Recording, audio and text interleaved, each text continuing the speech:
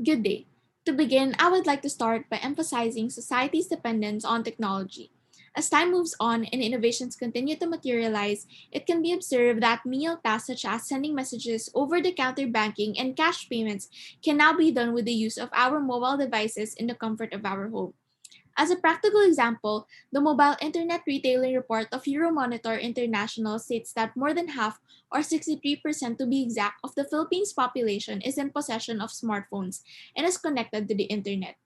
As more and more Filipinos are starting to utilize the technology available to them, this puts the Philippines as a prime market for internet retailing, with the country being forecasted to consume an amount of 145.9 billion pesos by 2023 from electronic commerce providers.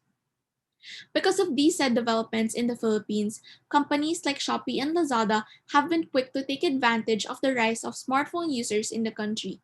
Due to these companies' foresight of the developments in the Philippine market, they have been named as the companies at the forefront of the digital atmosphere in the Philippines.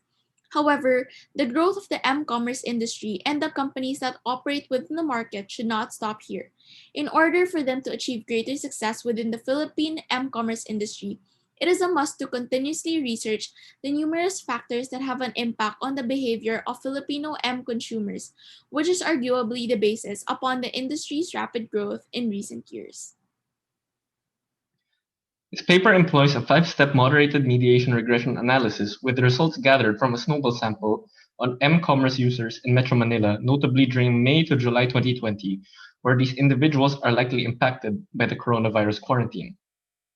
Shown here is our operational framework with the dependent variable future purchase intention, the mediators in orange, overall trust and overall perceived risk, and their antecedents in the peach boxes, being the independent variables. Furthermore, moderators in gray are added to contextualize the study for the Philippine M-Commerce industry. To perform the 5-step moderated mediation regression, first we regress the independent variables to the dependent variable, in which a significant outcome would indicate a moderated mediated relationship. The second step would be to regress the independent variables to the moderating variables, in which an insignificant p-value would be the requirement to proceed to the next step. The third step regresses moderating variables to the mediating variables, in which case a significant outcome would indicate a moderated mediation relationship. In the fourth step, given all previous steps are satisfied, an interaction variable between the independent variable and its respective variable is obtained through the cross factor. The fifth step tests this interaction variable to the mediating variable. Should the test result be significant, the interaction variable would be used in the mediated regression over the dependent variable. Should it fail, the mediated regression would proceed without the moderating variable. So a summary of the regression results. Among the moderating variables, only payment methods was shown to pass the required steps, indicating that it is the only moderator able to explain the relationship between its independent variable financial risk and the dependent variable overall perceived risk. Furthermore, all independent variables are shown to be significant when regressed with the respective mediator, indicating that there is a relationship. All risk-independent variables have an impact on overall perceived risk, and all trust-independent variables have an impact on overall trust. Of the mediating variables, however, overall perceived risk is shown to be insignificant when regressed to future purchase intention. On the other hand, overall trust is shown to be significant when regressed to future purchase intention. So based on the data collected, the researchers would like to offer specific recommendations to the individuals that are listed as beneficiaries of the study. For the existing companies in the Philippine M-Commerce market, we recommend to implement more forms of security within respective platforms to reduce the amount of psychological risk experienced by consumers. By increasing security, and by ensuring that sellers are not selling defective products, we believe that this will put M-commerce shoppers more at ease. The next would be to implement a system that will decrease the amount of vendors who participate in fraudulent or swindling acts.